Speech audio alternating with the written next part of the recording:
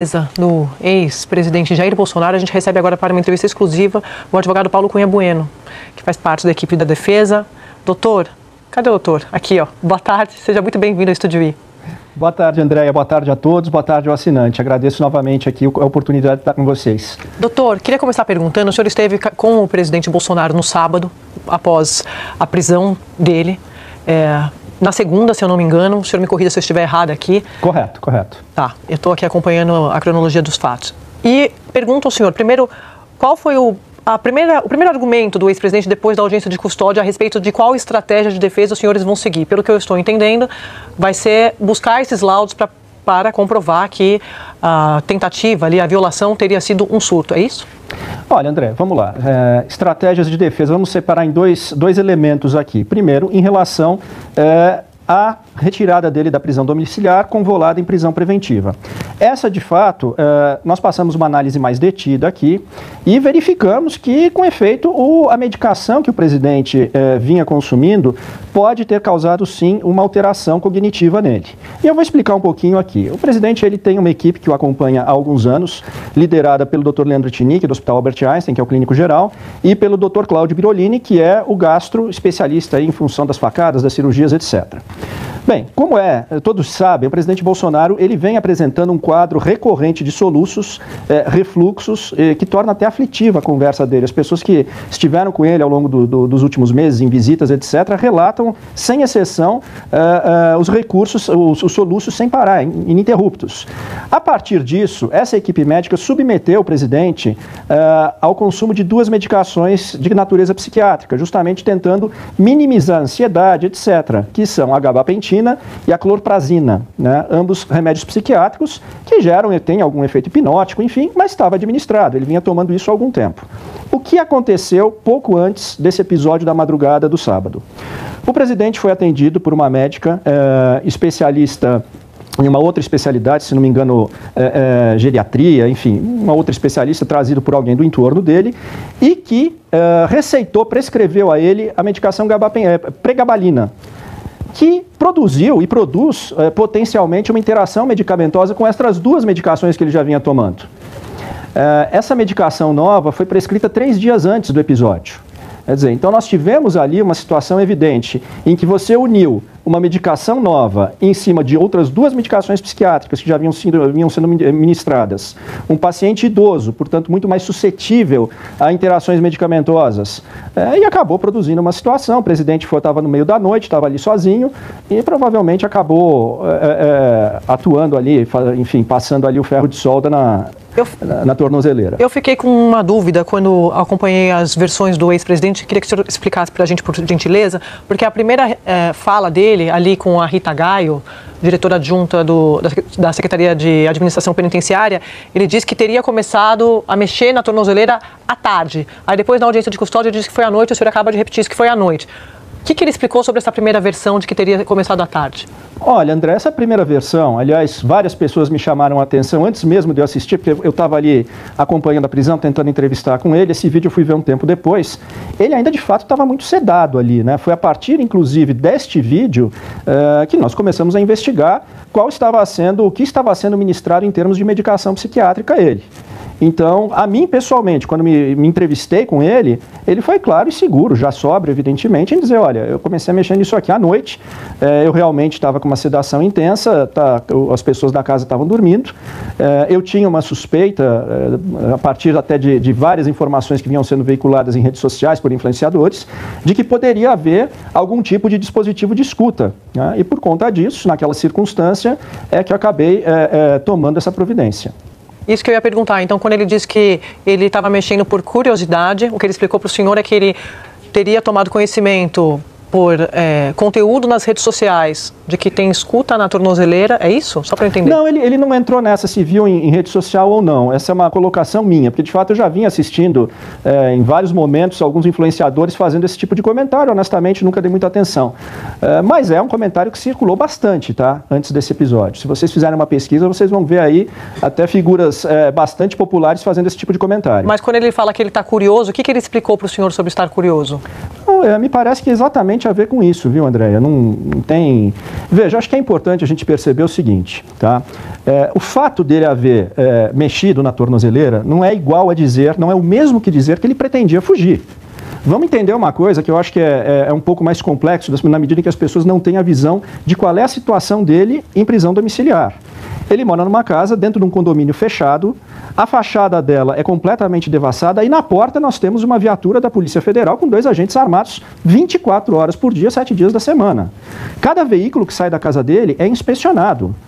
Eu não conheço, pelo menos eu desconheço, qualquer indivíduo no Brasil que use tornozeleira e que tenha uma escolta policial 24/7 por dia.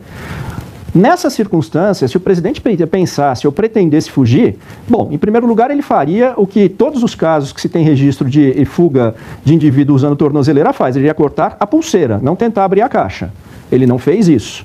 Ao mesmo tempo, ele deveria ter um plano de fuga imediato. Você cortar uma tornozeleira, você tem que ter um veículo ligado na porta para sair em desabalada carreira o mais longe do local onde foi cortada a tornozeleira. Isso não havia nem seria possível. Então, na verdade, o que tem que ser avaliado aqui não é se houve uma interferência na tornozeleira, mas é se de fato havia intenção de fugir. Eu quero lembrar mais ainda, nós não estamos falando de um ilustre desconhecido. Nós estamos falando de um ex-presidente da República que é mundialmente conhecido. Se o presidente pretendesse fugir, ele não poderia parar num posto de gasolina que seria reconhecido. Então não há nenhum outro elemento que justifique minimamente a conclusão de que ele pretendia fugir. O simples fato, realmente, dele interferir, mas, doutor, dele atuar na tornozeleira, não pode ser sintomático disso. Mas o senhor, como um homem do direito, o que ele explicou para o senhor que ele achou que pudesse acontecer com uma violação como essa? Porque, obviamente, todos os senhores ficaram surpresos no sábado, né? Acho que isso não era parte da estratégia de defesa tentar romper uma tornozeleira. Muito pelo contrário, o senhor tinha ali um roteiro pronto. Quando o senhor se reúne com ele e aí apura ali, né, analisa o que aconteceu, o que ele achou que fosse acontecer com essa curiosidade tentando violar? Qual que era o objetivo final disso? André, como eu falei a você, o presidente naquele momento ele estava evidentemente com um rebaixamento da sua cognição em função de uma interação medicamentosa que hoje fica evidente, né? Nós vamos trazer até outros laudos de profissionais renomados nesse sentido. Mas a verdade, ele foi claro e taxativo, ele nunca pretendeu fugir. Tanto que ele mesmo teve a diligência de informar ao setor que acompanha ali, que faz o monitoramento. Mas o que ele queria então, se não era fugir, era abrir e fazer o quê? André, como eu coloquei para você, havia uma suspeita, uma desconfiança de que poderia haver um dispositivo de escuta. Mas ele não podia avisar as autoridades em vez de tentar violar a lei, né? Porque é uma violação da lei. André, mas de novo, volto a falar o seguinte, você simplesmente interagir com a tornozeleira não significa, não equivale a dizer que você pretendia fugir. A fuga seria uma estrutura complexa. Se ele pretendesse fugir, ele iria cortar a tornozeleira. E não simplesmente passar um ferro de solda para ver o que tinha dentro da caixinha do dispositivo da tornozeleira. Não faz sentido isso, ele não teria como fugir. Se as pessoas conhecessem o local onde é a residência dele, não tem como fugir pelos fundos, né? Os fundos fazem, você tem muro alto com vizinhos, não tem rua. Uma pessoa como o presidente Bolsonaro, se puser o pé na esquina, é reconhecido. Então, você tem que apreciar o contexto aqui. Eu vou trazer, inclusive, como paradigma, já que estamos falando de tornozeleira, o episódio do presidente Fernando Collor de Mello. A tornozeleira dele ficou descarregada por 36 horas. 36 horas você dá uma volta e meia ao mundo. E não foi preso por conta disso. Desrespeitou o procedimento do uso da tornozeleira, desrespeitou. Mas ficou evidenciado que ele não pretendia fugir. E por isso ele não foi levado para custódia preventiva. Aliás, o caso do presidente Collor deveria ser paradigma para esse caso do presidente Bolsonaro também. O presidente Collor se encontra em prisão domiciliar por conta de apneia do sono e doença de Parkinson. Circunstâncias, inclusive, que ele negou na sua audiência de custódia. O presidente Bolsonaro tem uma situação muito mais grave, é sabido, né? Não preciso nem declinar, ele passou 6 cirurgias de longa duração, diversas internações com obstruções intestinais, inclusive no 8 de janeiro ele estava lá internado nos Estados Unidos. Dr. Paulo Cunha. Dr. Paulo Cunha. Pois não? Valdo Cruz, boa tarde, prazer em falar contigo. Dr. Paulo Cunha, eu queria perguntar uma coisa. O senhor fala que a interação de medicamentos pode ter levado a esse quadro de alucinação. E, de fato, a literatura médica diz que isso pode realmente acontecer. Então, eu não sou médico, eu não vou aqui questionar isso. Mas, por outro lado, pessoas que analisaram aquela gravação feita pela diretora adjunta da SEAP, a Rita de Gaio, dizem o seguinte: nas respostas que ele deu para ela, ele estava um pouco grog, sim, mas no domínio completo das suas faculdades mentais, respondendo de forma lógica e racional aos questionamentos que ela fazia para ele. Por curiosidade, pode ficar tranquila, eu não pensei em romper a cinta da tornozeleira, fique tranquila, Então, naquele momento, ele estava no domínio das faculdades mentais dele. Um surto psicótico, ele não acaba de repente. Como é que os senhores respondem a esse questionamento de gente que é especialista nessa área de tratar com pessoas que estão num surto psicótico? Olha, Valdo, surto psicótico, eu não sei se é exatamente a palavra técnica sobre isso. Eu vou dizer que teve um rebaixamento ali da cognição, da censura, enfim. Não quero usar um termo técnico aqui que talvez esteja equivocado. Mas vamos supor, houve uma influência ali cognitiva nele. É evidente que esse processo ele deve ter um pico de intensidade e paulatinamente vai regredindo, né? E evidentemente o tempo de duração e a latitude dos efeitos varia de genética para as pessoas. Se eu e você tomarmos uma medicação que tenha um conteúdo hipnótico, provavelmente eu vou reagir de uma maneira diferente do que você. Mas todos nós teremos sintomas. Então é um pouco complicado afirmar de que o rebaixamento dele não foi tanto, enfim. Isso acho que só profissionais médicos poderão falar. É possível que sim, que de fato, passado algum tempo, ele foi recobrando mais da sua consciência. Ele teve ajuda de alguém para tentar romper essa tornozeleira ou ele estava sozinho? Não, de forma alguma, ele estava sozinho. Otávio. Doutor Paulo, boa tarde, prazer falar com o senhor novamente. São medicamentos, assim, o que me chamou a atenção é para alguém que não estava sóbrio, para alguém sob sedação intensa, ele não se queimou. Ele conseguiu fazer ali com muito controle motor, é o que mostra a marca. E esses medicamentos, eles têm uma orientação na contraindicação para as pessoas não dirigirem nem operarem máquinas, porque afeta o controle motor. Se isso também não chama atenção, alguém... Se não está sóbrio, como é que consegue passar uma solda na tornozeleira sem se queimar? Esse é o primeiro ponto. O segundo ponto, o senhor fala que ele estava sozinho, tomou uma medicação sem comentar com a equipe médica, ou seja, ele não estava cuidado ali naquele momento. E aqui não entra nenhum juízo de valor, todo mundo tem idoso na família, sabe que não dá para ficar 24 horas acompanhando. Muitas vezes o idoso não quer um acompanhante.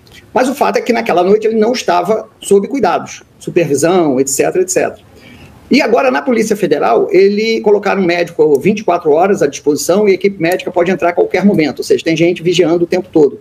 Não é uma contradição querer que ele volte para casa? Olha, Otávio, eu não vejo uma contradição nesse particular. Essa noite, por exemplo, né, notícia de primeira mão, falei há pouco com o médico dele, Dr. Leandro Tinick, o presidente passou muito mal essa noite, teve uma crise de soluço com refluxo dentro da polícia. Evidente, ele é uma pessoa que tem que dormir numa posição adequada por conta justamente desses soluços. O atendimento dele, estando na residência dele, indiscutivelmente será melhor, será um lugar mais apropriado. Eu volto a dizer, nós temos um paradigma que é o caso do presidente Fernando Collor de Mello, que tem apneia do sono e uma doença de Parkinson. São situações muito menos graves, que, repito, ele negou tê-las, inclusive, e que o mantém em prisão domiciliar. A gente tem um estado de coisas aqui, lamentavelmente, parafraseando a Revolução dos Bichos, todos são iguais, mas uns estão se tornando mais iguais do que os outros. Mas o senhor não tem esse entendimento de que havia uma expectativa de que ele ficasse em prisão domiciliar e desde sábado esse cenário mudou por causa do que o ex-presidente fez? Porque o senhor está comparando com o caso Collor, mas só para a gente lembrar aqui, né? Descarregou a bateria, são casos completamente diferentes. Ele foi preso também, o senhor lembra disso no final de abril, dia 25 de abril, uma coisa assim, e só no começo de maio que ele foi para casa alegando questões de saúde. E o ex-presidente Bolsonaro estava em casa, né? Estava já na prisão domiciliar quando ele tenta violar e por isso que ele foi para a superintendência da PF. Então, como explicar isso? Qual o argumento que a defesa levanta de que ele estaria mais seguro em casa, sendo que foi em casa que ele tentou violar essa tornozeleira com ferro de soldagem, do que na superintendência da PF, com base na decisão do ministro Moraes, que a gente teve conhecimento nessa semana, que tem atendimento médico sem a autorização prévia da Justiça, tem direito a tudo, né? Tem um staff ali montado para garantir a saúde do ex-presidente Bolsonaro. Olha, Andréia, volto a dizer aqui, eu acho que a situação do presidente Collor, me perdoe discordar, ela é muito semelhante sim. Veja, quando você fala desrespeitar o uso da tornozeleira, a lei não especifica se você tentar abri-la ou você deixá-la descarregar. Se você deixa descarregar 36 horas, você está descumprindo também. O importante para decidir se você vai ou não converter essa situação domiciliar em preventiva são evidências de fuga, que no caso do presidente Bolsonaro, assim como do presidente Collor, não existiam. Como eu disse, em 36 horas você dá uma volta e meia ao mundo. O presidente Bolsonaro foi uma questão de alguns minutos. Ele não tinha nenhuma outra evidência e nem meios para conseguir fugir. Ele é um idoso de 70 anos de idade, ele não vai pular muro. Ele tem uma segurança na porta da casa dele. E eu gostaria de dizer aqui também, Andréia, é muito evidente, o pedido de prisão preventiva feito pela Polícia Federal foi feito na véspera, foi feito dia 21 por conta da convocação da vigília que o senador Flávio Bolsonaro fez. O pedido não incluía a questão da tornozeleira, que foi posterior. Aliás, o despacho do ministro, eu acho que ele ainda não estava muito inteirado da questão da tornozeleira, ele fala um único parágrafo em 17 laudas sobre a tornozeleira. A maior parte ele fala exclusivamente da convocação da vigília pelo senador Flávio Bolsonaro. O fundamento da prisão seria, e é este também, e que quase ninguém enfrenta, mas a verdade é que convocar-se uma vigília, um ato de oração, a 1,2 km da casa do presidente, não pode constituir aqui de forma nenhuma motivo razoável para você converter a prisão domiciliar em prisão preventiva. Doutor Paulo, só voltando a um ponto que eu perguntei. Para um paciente sedado, que não está sóbrio, até mesmo com um soluço, né, com crise de soluço, que é fato, isso ele tem. Isso aí todo mundo, isso aí é fato. Você conseguir manusear aquela máquina tão perto da pele, fazer um risco tão retilíneo, parecendo realmente uma habilidade muito grande, isso não é contraditório com a estratégia da defesa de que ele estava com sedação, que ele não estava sóbrio? Olha, Otávio, veja, de novo a gente vai cair um pouquinho naquela variação de efeitos diante da genética da pessoa. O que a gente escuta é um comprometimento cognitivo, não motor. Eu também não conheço a ferramenta que ele utilizou, não tenho como afirmar se de fato ele estava com a mão trêmula ou não estava. O que se aponta aqui é que a medicação psiquiátrica gera comprometimento cognitivo, não motor. Mas eu dei uma olhada, eu não sou médico, eu não sou especialista, eu sou repórter. Como repórter, eu fui ver a bula da pregabalina, e a bula da pregabalina diz que evitar dirigir e operar máquina, mas estou falando como repórter, não como especialista em saúde. E como repórter, isso me chamou a atenção. Ponto. Certo. Doutor, diga. Eu queria perguntar um pouco sobre o recurso que os senhores estão estudando à Corte Internacional. O senhor pode explicar isso para a gente, por favor? Olha, estão sendo analisados alguns aspectos aqui importantes. A defesa reitera e tem absolutamente, reitera que a convicção nossa aqui de que essa ação penal ela é carregada de nulidades do começo ao fim. O mérito também não veio suportado em evidências e nem em fatos tipicamente previstos como crimes. E, portanto, nós temos elementos sim para nos dirigir às cortes internacionais. Estamos aqui analisando isso, conversando também com outros colegas especialistas na área, e isso oportunamente, sim, é um recurso que será utilizado. O senhor pode contar um pouco mais para a gente, por gentileza, já saindo um pouco da parte jurídica, mas eu sei que o senhor conversa muito com o presidente sobre política também. Falou alguma coisa nessas conversas sobre cenário político, sobre definição de candidatura? O senhor que acompanha muito esses bastidores também do centro, da direita? Olha, André, eu nunca toquei com o presidente Bolsonaro sobre essa questão, tá? Porque eu acho que é uma questão muito particular dele. Eu não me senti muito à vontade em tocar nesse assunto, especialmente agora, essas últimas ocasiões que eu estive com ele, a gente tratou simplesmente da situação toda da conversão da prisão domiciliar em preventiva. Então, acho que esse cenário político aqui, eu tenho procurado me manter distante disso, me manter na defesa técnica. Doutor, queria agradecer imensamente mais uma vez a participação do senhor aqui, dessa vez para explicar esses acontecimentos mais recentes. A gente está sempre à disposição. Um abraço, até a próxima. Muito obrigado, André. Abraço a todos, muito obrigado. Vai fazer intervalo, a gente volta já.